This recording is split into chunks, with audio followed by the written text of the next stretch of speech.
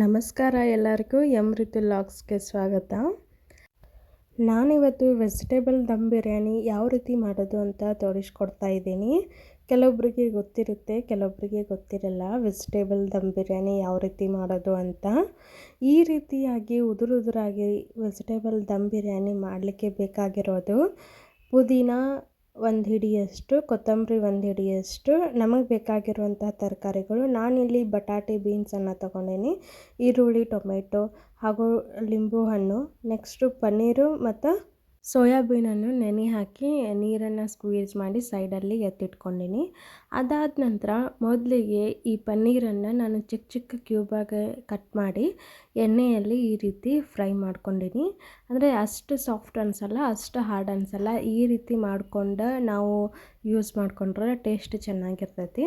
ಅದಾದ ನಂತರ ನಾನಿಲ್ಲಿ ಮೊದಲಿಗೆ ಮ್ಯಾರಿನೇಟ್ ಮಾಡಲಿಕ್ಕೆ ರೆಡಿ ಮಾಡ್ಕೊತಾ ಇದ್ದೀನಿ. ಮ್ಯಾರಿನೇಟ್ ಮಾಡಲಿಕ್ಕೆ ಒಂದು 5 ರಿಂದ 6 ಸ್ಪೂನ್ ಆಗುವಷ್ಟು ಮೊಸರನ್ನು ತಗೊಂಡು, ಒಂದು 2 ರಿಂದ 3 ಟೇಬಲ್ ಸ್ಪೂನ್ ಆಗುವಷ್ಟು ಧನಿಯಾ ಪೌಡರು, 2 ಟೇಬಲ್ ಸ್ಪೂನ್ ಆಗುವಷ್ಟು ಜೀರಾ ಪೌಡರ್, ಗರಂ ಮಸಾಲ ಹಾಗೂ ಬಿರಿಯಾನಿ ಮಸಾಲವನ್ನು ಹಾಕೋಬೇಕಾಗ್ತೈತಿ.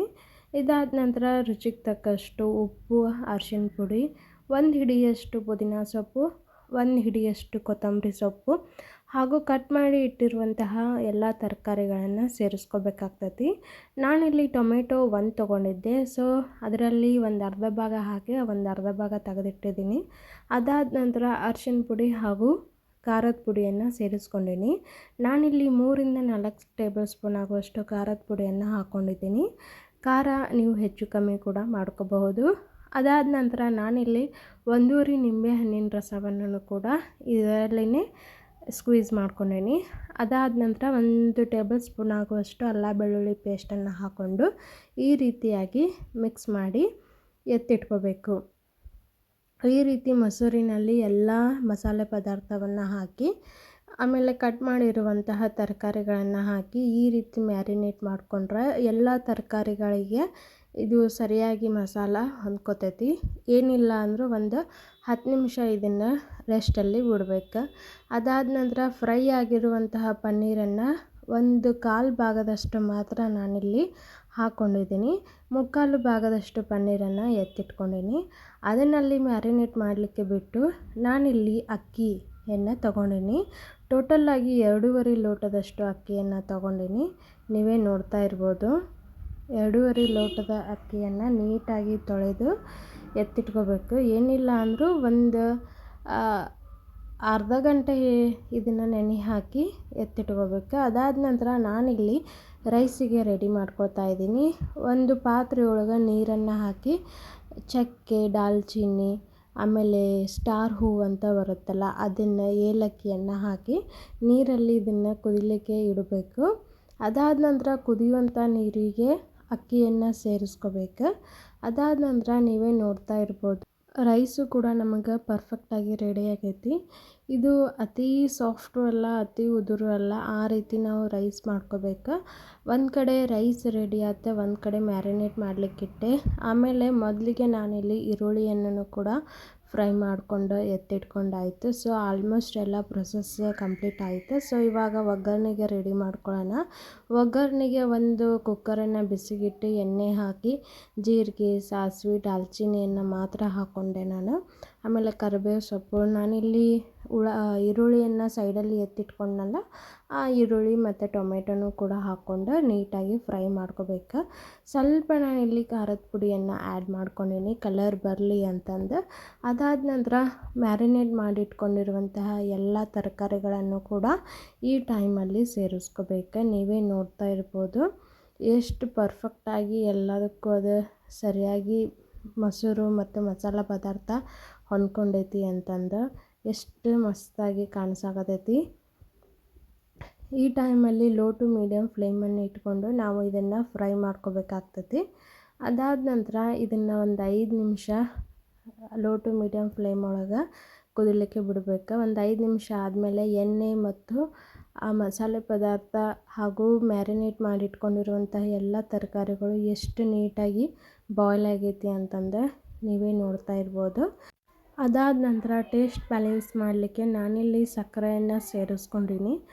ಸೊ ನಾವಿಲ್ಲಿ ಮೊಸರು ಮತ್ತು ನಿಂಬೆಹಣ್ಣು ಹಾಗೂ ಟೊಮೆಟೊ ಹಣ್ಣನ್ನು ಸೇರಿಸ್ಕೊಂಡಿರ್ತೀವಲ್ಲ, ಟೇಸ್ಟ್ ಬ್ಯಾಲೆನ್ಸ್ ಮಾಡಲಿಕ್ಕೆ ಸಕ್ಕರೆಯನ್ನು ಹಾಕೋಬೇಕಾಗ್ತೈತಿ. ನಾನಿಲ್ಲಿ ಬಟಾಟೆಯನ್ನು 1 ಸ್ಪೂನ್ ಸಹಾಯದಿಂದ ಚೆಕ್ ಮಾಡಿ ನೋಡಿದೆ. ಬಟಾಟೆನೂ ಕೂಡ ಸರಿಯಾಗಿ ಬಾಯ್ಲ್ ಆಗಿತ್ತು. ಅದಾದ ನಂತರ ರುಚಿಗೆ ತಕ್ಕಷ್ಟು ಉಪ್ಪನ್ನು ಸೇರಿಸ್ಕೊಂಡೆ. ಈ ಒಂದು ಟೈಮಲ್ಲಿ ಎಲ್ಲ ನೀವು ರುಚಿನೂ ಕೂಡ ನೋಡ್ಕೋಬೋದು.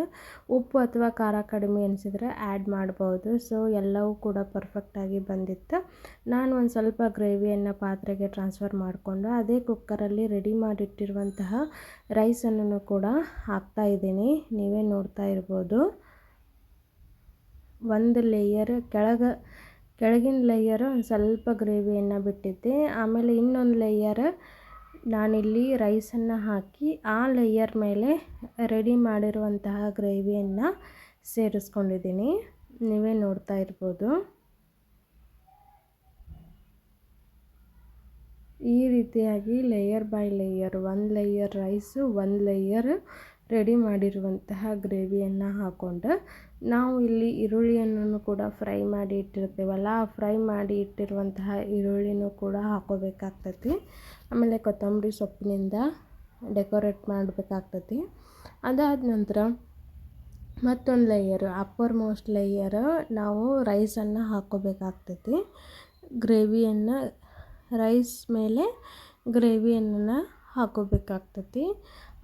ಇದೇ ರೀತಿ layer by layer, 1 layer rice, 1 layer ready ಮಾಡಿರುವಂತಹ ಗ್ರೇವಿ ಹಾಗೂ ಫ್ರೈ ಮಾಡಿ ಇಟ್ಟಿರುವಂತಹ ಈರುಳ್ಳಿಯನ್ನು ಹಾಕ್ಕೊಂಡು ಕೊತ್ತಂಬರಿಯಿಂದ ನಾವು ಡೆಕೋರ್ ಮಾಡಬೇಕಾಗ್ತೈತಿ. ನೀವೇ ನೋಡ್ತಾ ಇರ್ಬೋದು. ನಾನು 1 ಲೇಯರ್ ರೈಸು, 1 ಲೇಯರ್ ಗ್ರೇವಿ ಹಾಗೂ ಈರುಳ್ಳಿ ಹಾಗೂ ಕೊತ್ತಂಬರಿ ಸೊಪ್ಪಿನಿಂದ ಈ ರೀತಿ ಗಾರ್ನಿಷ್ ಮಾಡ್ಕೊಂಡೀನಿ. ನಾನು ಪನ್ನೀರನ್ನು ಸೈಡಲ್ಲಿ ಎತ್ತಿಟ್ಕೊಂಡ್ನಲ್ಲ, ನೀವು ಈ ಥರ ಮಾಡಿ ನೋಡ್ರಿ, ಮಸ್ತ್ ಟೇಸ್ಟ್ ಬಂದಿತ್ತು. ಪನ್ನೀರ್ ನಾವು ಸ್ವಲ್ಪ ಎಣ್ಣೆಯಲ್ಲಿ ಫ್ರೈ ಮಾಡಿ ಉಪ್ಪನ್ನು ಸೇರಿಸ್ಕೊಂಡಿದ್ದೆ, ಮಸ್ತ್ ಟೇಸ್ಟ್ ಬಂದಿತ್ತು. ಅದಾದ ನಂತರ ನಾನಿಲ್ಲಿ ಒಂದು ತವಾ ಬಿಸಿಗಿಟ್ಟು ತವಾದ ಮೇಲೆ ಕುಕ್ಕರನ್ನು ಇಟ್ಟು ಅದ್ರ ಮೇಲೆ ಈ ರೀತಿ ಕುಟಾಣಿ ಇಟ್ಕೊಂಡ್ರೆ ಒಂದು 5ರಿಂದ 10 ನಿಮಿಷ ಚೆನ್ನಾಗಿ ಸ್ಟೀಮಾಗಿ ರೈಸು ಕೂಡ ಮಸ್ತಾಗಿ ಬರುತ್ತೆ. ನೀವು ಕೂಡ ಒಂದು ಸಲ ವೆಜಿಟೇಬಲ್ ದಮ್ ಬಿರಿಯಾನಿ ನಾನು ಯಾವ ರೀತಿ ಮಾಡಿದ್ದೀನಲ್ಲ ಆ ರೀತಿ ಮಾಡಿ ನೋಡಿರಿ. ಯಾವ ರೀತಿ ಬಂತು ಅಂತ ಕಮೆಂಟ್ ಮಾಡಿ ಹೇಳಿ. Thank you for watching. Bye bye.